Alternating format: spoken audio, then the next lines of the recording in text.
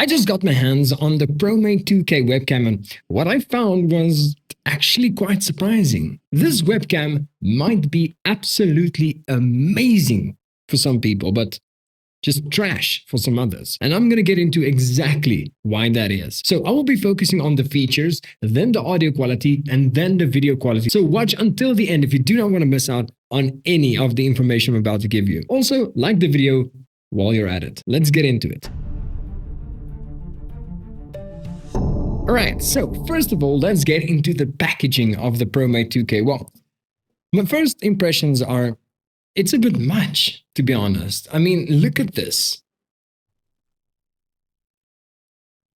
There's just way too much going on, well, on this packaging. And that's not all. I mean, if you look at the back of it, basically the whole user manual is on this thing. Well, I mean, not that it doesn't have any like actual necessary information on the packaging, but it's just, it feels a little bit busy to me, to be honest. But let's actually get into this. Well, first of all, it's one of those boxes where you are going to struggle quite a bit to get this thing open. I mean, it's one of those.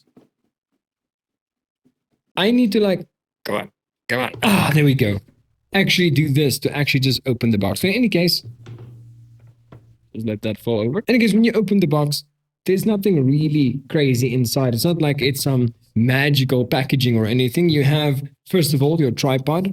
You get like a, well, very good quality cable. I have to say, this cable is actually kind of crazy. And then obviously the webcam itself, which is right about there. Let's start with what's on the box. It says that this webcam has a 5 megapixel sensor, or web camera sensor, which, okay, that's not too good. I mean, I've seen a lot of other cameras and mobile phone cameras from like 10 years ago that's using at least 12 megapixel, but 5 megapixel, theoretically at least, is more than enough. I mean, if you're looking, I'm going to keep hitting that thing over, it's crazy. If you're looking at 5 megapixel as a whole, this is the resolution. It makes sense that you can get up to 2K.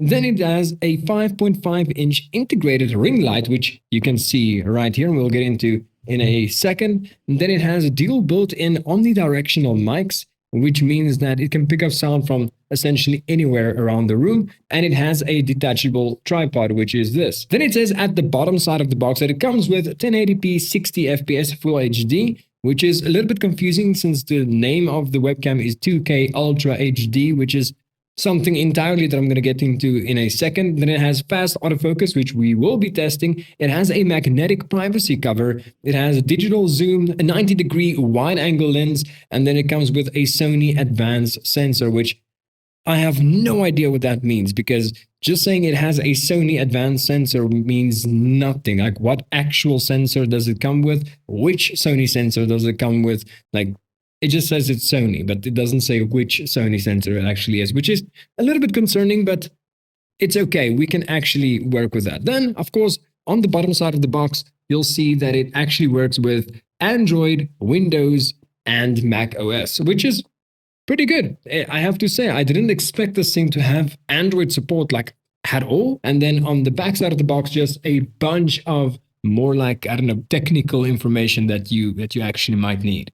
Okay, so let's get into the actual webcam. Let's start with the tripod. So this thing is, well, pretty sturdy. I have to say, my first impressions on the tripod itself, this feels like very good quality. I like it's almost like a plastic and metal hybrid, because some of it is plastic, some of it is like metal, but nothing feels extremely cheap. Now you can open this by just kind of opening all the legs and then like pushing it up, so it actually opens up into a tripod mode, which is pretty nice. And I actually thought that this was kind of, you know, the amount that it extended to, but for some reason, I just didn't read on the actual box, because this thing can get quite a bit higher, which is very nice. Like, you can actually use this quite a bit. So I'm going to just make this a little bit smaller and then kind of just stick it out right here. Also, if you want the information on exactly like how long this thing can extend to, it is on the bottom side of the tripod itself. It says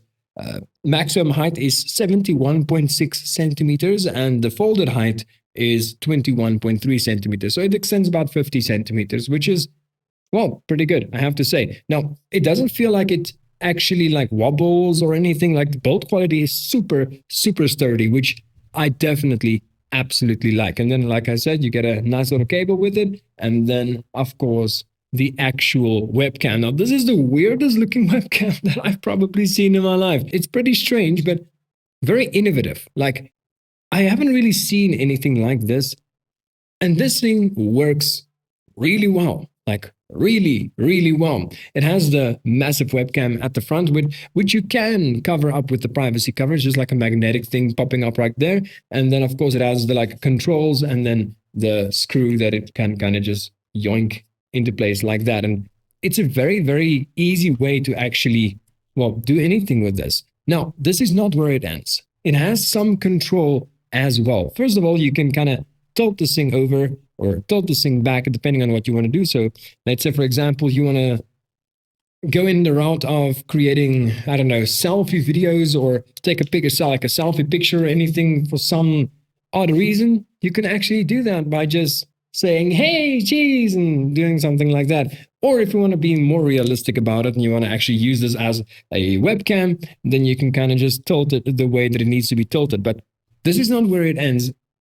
I'm pretty sure they didn't design it for this very specific like situation, but the one thing that I'm using this as sometimes when I'm not using the actual webcam, ironically, is a lamp, because not only can the whole webcam tilt, the ring light can also tilt. So what I'm doing is I just tilt the ring light down and then I actually turn it on as an actual lamp, which I'm going to be showing to you right now. And that is essentially how this, works. So that is pretty cool. So I like the whole idea that you can multi-use this, right? So let's say, for example, you're a student or maybe somebody that works in an office and you're not using the actual webcam at the moment, but you are late at night busy with some like handiwork, or maybe you want to write something down or something, and you can actually turn this into a lamp, kind of just adjust the height as it needs to be adjusted, and then kind of just do your thing, and it actually lights up everything around you. So that is a pretty cool, like, handy feature for something like a webcam. And then, of course, if you want to change the different modes on the webcam, you will see at the front there are like two buttons, right? The bottom and the top. Now, the bottom button actually changes the brightness. So it's off, then you click it once, then it's on, click it once again, then it's brighter, click it once again, then it's on its brightest. And then the top button is actually the different modes or color modes where you can kind of change the temperature and everything around that. Then coming back to the box, like I said, this webcam is compatible with Android, macOS, and Windows, which it's kind of sad because it doesn't support iOS. I mean, I've got an iPhone, so I would have liked to test it out with an iPhone. I had to use my wife's mobile to actually, test anything out like that, but it is okay. I do understand why that might be. The thing is, your mobile phone's camera is probably better than this, because this was not made to replace your phone camera. It was made to be, a webcam for somebody that wants to do Zoom calls or maybe wants to stream or something like that. But I'll get into all of that in a little bit. Now, let's move on to the audio quality, because I'm not a big fan of having mics on a webcam. It doesn't feel like it needs to be something. Most devices already have built-in like microphones. So let's test this out and see exactly what happens.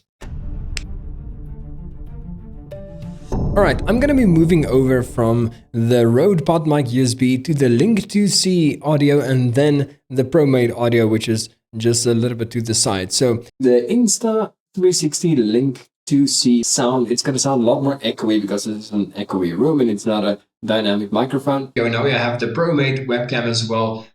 There's not much of a difference. Like, you can hear maybe some difference because there's some audio processing on the Link 2C software side, but I don't think there's going to be like a massive difference overall. Do keep in mind though that the Rode PodMic USB, like I said, is a dynamic microphone. It only picks up a little bit in the front, whereas with both the microphones from the Promate and the Link 2C just picks up literally everything. So all the echo that you're hearing is because this is quite an echoey room. Like, it feels almost like an empty room sometimes when you're speaking. All right, so the thing is, right, the audio quality on this wasn't made to be perfect. It was just made to be clear enough so you can hear. And I'm actually weirdly surprised that it works as well as it does. It was not supposed to be made for, I don't know, making your voice sound clearer or anything like that. I mean, yes, they can do that on a software level, but For 1,600 Rand, you do not expect them to do anything like, for example, the Insta360 Link 2C, which is like a 5,000 Rand webcam, right? Now it's time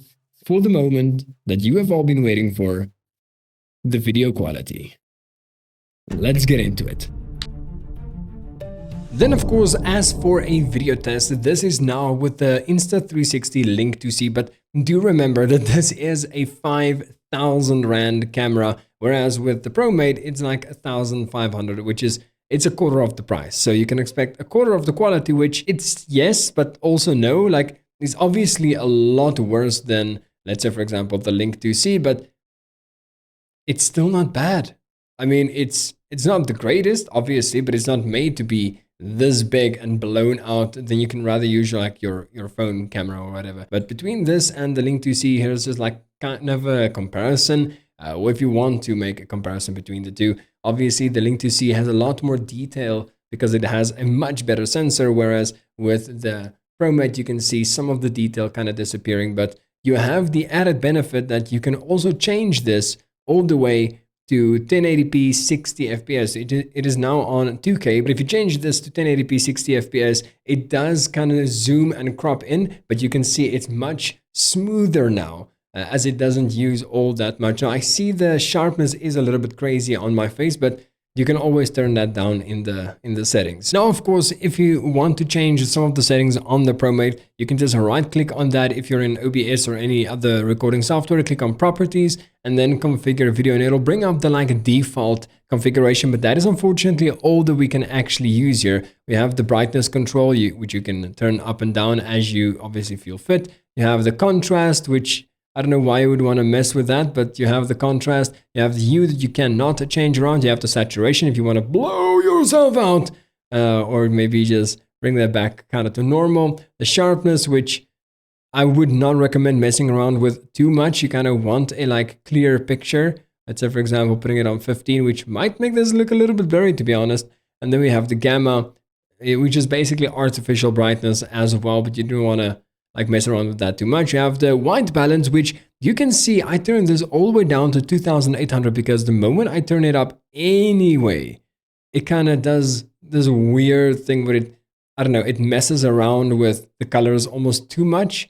So the most natural I could find was like 2800, which is kind of weird. And you have the backlight compensation, which I don't know, it doesn't want to work. You have the normal gain, yet again, another brightness control for those of you guys who want to check that out.